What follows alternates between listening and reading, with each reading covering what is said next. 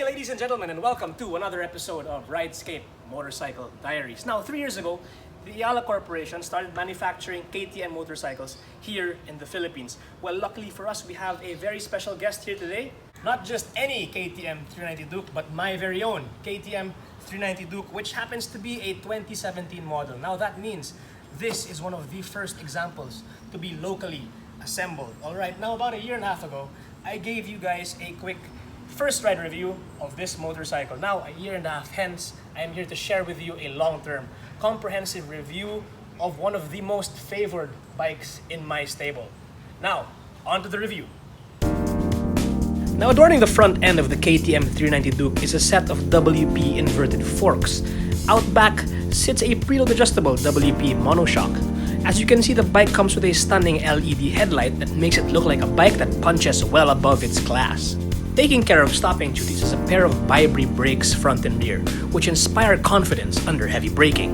Equipped with programmable ABS, the rider has the option to switch off ABS completely, cycle to road mode, or even supermoto mode, which switches off the rear ABS, allowing you to do skids and other crazy things. Perhaps one of the most defining features of the 2017 onwards KTM 390 Duke is the full-color TFT screen, which displays an abundance of information. The system even comes equipped with an app called KTM My Ride, which allows you to pair your phone with the display, allowing you to take calls while on the go.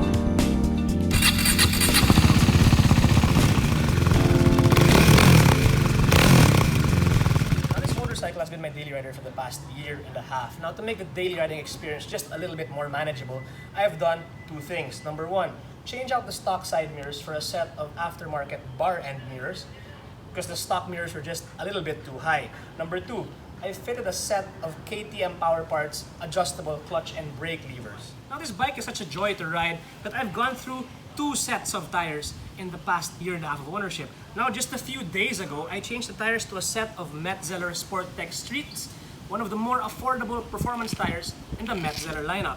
Next, we have 2 of my favorite personal touches to this motorcycle. Of course, we have the obligatory tail tidy, which is a mod many sport bike enthusiasts do to their machines. And now, my personal favorite, the Remus S-Flow slip-on carbon fiber exhaust. Now, luckily for me, this motorcycle came with this exhaust. I bought it, yes, from my next door neighbor, and he threw this in, and I just can't get enough of it. Now, as far as ergonomics are concerned, I am 5'8", and as you can see, I can't flat foot this motorcycle, but I can put both feet on the ground on tippy toes. Now, moving on to the handlebar position, the motorcycle has sort of a supermoto vibe going on with the handlebars, wherein you can sit very upright and have your arms slightly bent in a very comfortable manner. Now, as you can see me perched up on the bike here, you can see that I have a rather comfortable riding stance. Now, you can shift your weight forward ever so slightly and have a very upright seating ergonomic, and shift your weight back with your elbows bent slightly for a more aggressive Street Fighter stance. Now, let's talk about the brakes on this motorcycle. This bike is equipped with Vibri brakes, which is, if you're unaware, a subsidiary of Brembo. Now, it comes with steel braided lines from the factory, which give it superb feel, and a 300mm front disc brake rotor, which inspires confidence when stopping. Now, as you can see from where I'm sitting, the fuel tank angle is rather aggressive, which could result in you feeling a bit cramped, especially when shifting your weight forward under heavy braking. Now, for the centerpiece of this motorcycle, it comes standard with a full-color TFT screen, which displays an abundance of information. Apart from that, you can program the ABS all the way from road to supermoto, which disables the rear ABS, to all the way off if you want to do stoppies, wheelies, and all those other crazy things. Now, let's talk about the heart of this motorcycle. Powering the KTM 390 Duke is a 373cc single cylinder, which churns out 41 horsepower from the factory. Now, this may not seem like much, especially when compared to the bigger bikes in the market. However, believe me, it packs quite a punch, especially considering the fact it just weighs 338 pounds with a full tank of gas. Well, enough talking about the 390 Duke. Let's strap on a helmet and see what it's like to ride.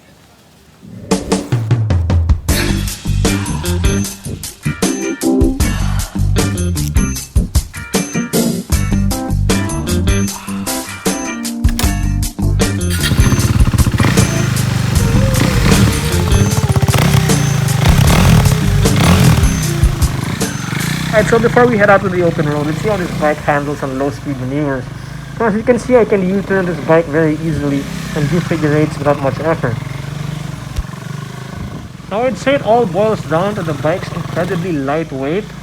As you can see, it's so easy to tip it over and it just inspires confidence. Let's see if I can do a little wheelie here. 3, 2, 1, up! There we go. And a U-turn. Woo! Alright, I'm gonna try to do a big wheelie here. Alright, ready? Ready, 3, 2, 1, up we go! Yeah! Alright, so now on the open road. For all of you guys who doubt if this bike can enter the expressway, well, here we are.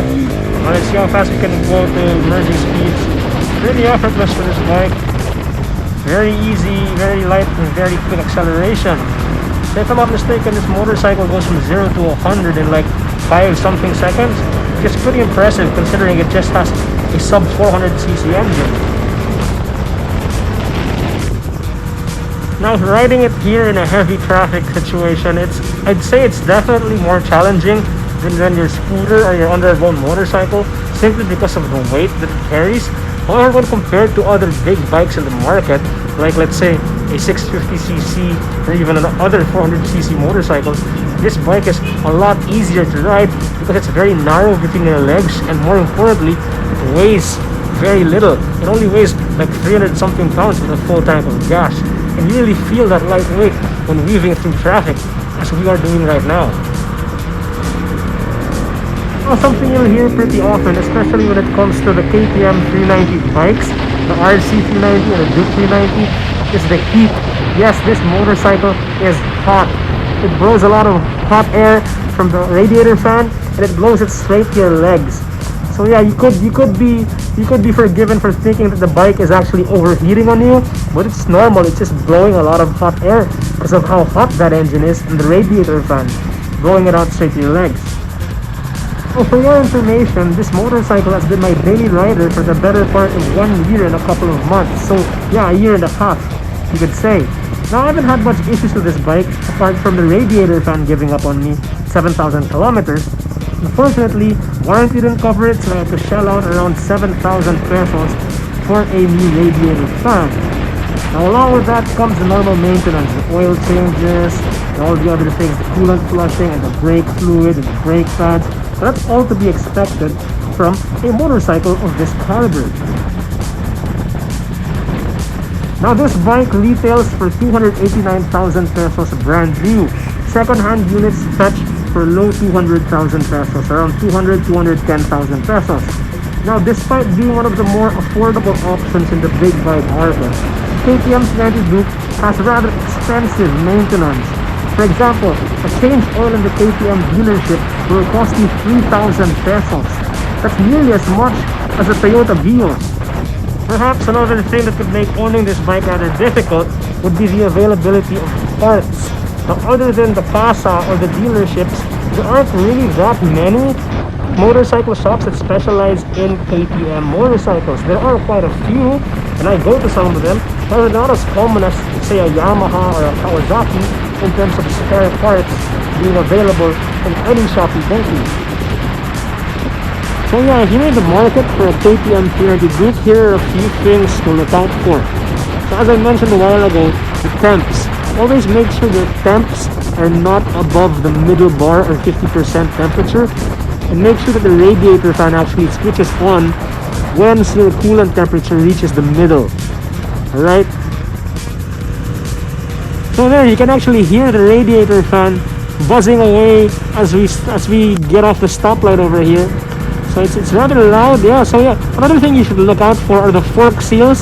Since this bike comes with inverted forks, the oil will probably leak out and hit your brakes, and you don't want it to happen. So just make sure you always check your fork seals for the leaks. It's also useful to, every now and then, to listen to the sound of the engine very closely, because this motorcycle's engine, this 373 single, has quite a reputation of its valves going out of spec prematurely. And a symptom of this is actually a ticking noise when revving the engine at a higher RPM, around 7,000 to 8,000 RPM. So always make sure that the engine sounds very smooth across its rev range. Other than that, there aren't really much other issues to the KTM 390 Duke. Of course, you need to make sure that your oil is always changed regularly. So anywhere between 3 to 5,000 kilometers. Some people even do 2,000 kilometers for oil change. Now that's really up to you, and of course you have to make sure that you're using the good stuff. So of course I use nothing but fully synthetic oil for this motorcycle. And of course I also regularly check the coolant levels of the bike, considering how hot this engine runs. So there you have it, guys. I don't really have much to say anymore about the KTM 390 Duke. I think I've covered pretty much everything I have to say about this bike. So yeah, this is actually my favorite motorcycle of all the bikes I've ever owned. Now some of you may know that I also currently own a CF Moto 650 NK, and I also had a KTM Duke 200. Now this bike sits perfectly in the middle of those two bikes. So if you ask me what bike I would choose, this or the CF Moto, well, hands down I would pick this motorcycle simply because of how much fun it is to ride no matter where you go. So yeah, if you guys notice, when I actually edit this video and post online, you guys might notice that I seem to have leveled up my game as far as video production is concerned. So if you want to see more of this, please make sure to like and subscribe to my channel to motivate me to make more content like this. I actually look forward to having more bikes to review. I'm gonna make a better long-term review of my CF Moto 650 NK, as well as a few other bikes I look forward to having in the future. So with that said, thanks for watching, stay safe out there, and I'll see you in the next video. Oh, long speed believers time. This bike is so much fun to play with. No wonder people enjoy using this thing for gymkhanas and stuff, and drifting and stunt riding. Such a lightweight bike. It's like a mountain bike actually. Here we go, let's do another one. Okay, I'll drop it. Here we go. Whoops, getting real close to the ground there. I thought my foot might hit the floor. Yeah, very easy motorcycle. Woo-hoo!